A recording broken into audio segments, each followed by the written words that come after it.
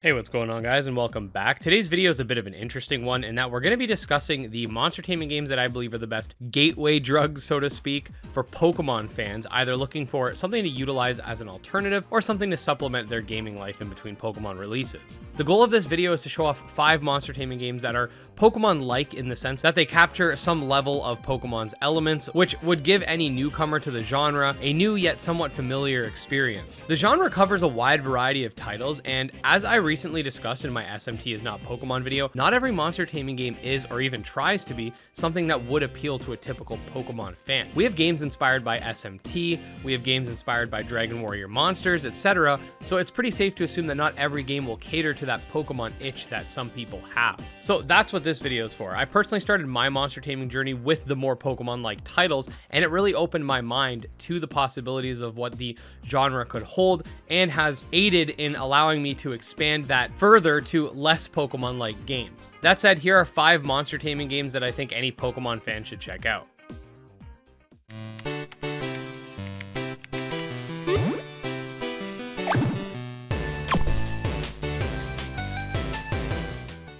Okay, so I have a couple rules for this list. The first being that I want to focus on games that are playable in some capacity, whether they be fully released or in early access, or even just have a beta build, something like that. The list will be a countdown of recommendations based on the game's attributes as it pertains to being a good step into the genre from a Pokemon fan's standpoint, and not which is objectively the best, despite the fact that some of the games on this list are my personal favorites. In other words, number 5 would be my 5th most recommended, and number 1 would be my most recommended in this case. Anyways, for number 5, we have Abomination. Now, Abomination is a roguelike, which is quite different from Pokemon and how they function, but I do think Abomination captures the Nuzlocke randomizer elements that tons of Pokemon fans love, and it does so perfectly. The game is relatively short with a focus on replayability and features a randomized world and set of monsters that will join your team. The story itself does play out in the same way. You have to go through the various boss battles and eventually fight the final boss, but how you get to this and how you go about traveling the world will change with each run. You have a wide option of different custom settings you can apply to your game mode, and it features one-on-one turn-based combat with a basic set of types and a wide array of both strange and diverse Abomi to fight alongside you. Monster Crown recently just released for Nintendo Switch and Steam, and is coming next year to PS4 and Xbox One. This game features a dark, semi-open world adventure with a ton of interesting mechanics, including fusion and crossbreeding,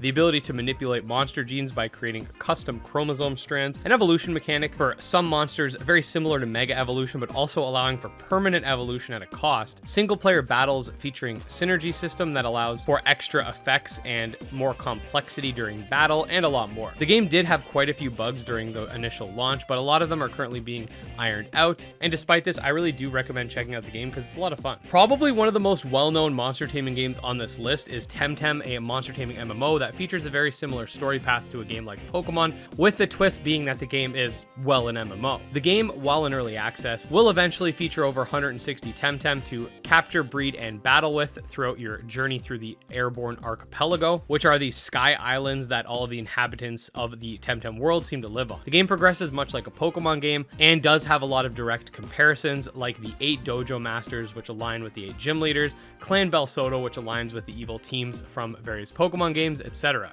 I'd say minus the MMO part, Temtem is probably the most Pokemon-like you'll get on this list, and depending on what you're looking for in your Pokemon game, could be the best for you given its PvP, tournaments, multiplayer events, and more. I will say the game is very grindy due to the fact that it is an MMO. So while I will say that if you're looking for a Pokemon alternative that has PvP elements, this is definitely the way to go. But if you're more into the story and single player side of things, you can definitely check it out because I do think it's a lot of fun, but that's why I have it at number 3, because I think that the next 2 capture that single player element better. So Coromon and the next game that we're going to mention are very much interchangeable on this list. The only reason I decided to put Coromon in number 2 is because it's only got a demo right now, which, mind you, still has hours of fun to be had, but I can't give a full breakdown of the game, whereas the next game is a fully released title, so I can do that. Anyways, Coromon, from the various demo builds and insider demo that I've played, has some of, if not the best mechanics and pixel art I've seen in the genre, and is a crap ton of fun. First of all, they've added their own twist to the shiny system, having 3 variants to every monster, being the standard, which is just normal,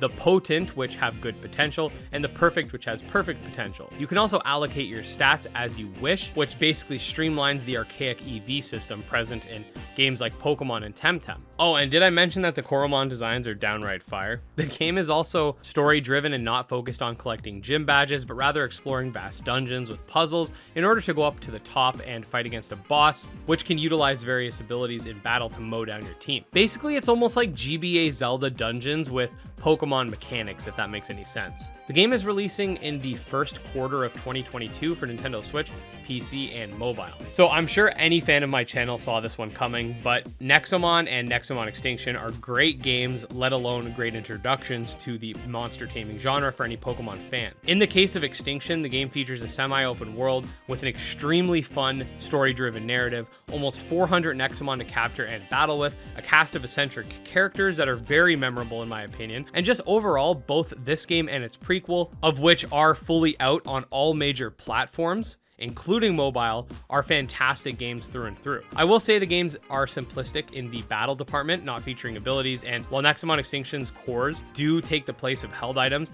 they don't have any sort of wildcard effects, but instead just boost certain stats. Despite this though, I can't recommend this game enough, as it is the perfect gateway to the monster taming genre for any Pokemon fan in my opinion. But there you have it, guys. Those were 5 monster taming games that in my opinion really capture the essence of why a lot of people love Pokemon, albeit each game does it in a different way. I could definitely do videos in the future going over games that SMT fans should check out, or games that fans of the DWM series should check out. So let me know in the comments if that's something you guys would really like. All that said, if you guys did enjoy the video, please make sure to like and subscribe for more monster taming content. You can also check out my Twitter and Discord, which will be linked in the description. Special thanks to the channel's patrons, especially Jim Hamilton and StealCase, our mythical tier backers. And with that, I'll see you guys next time.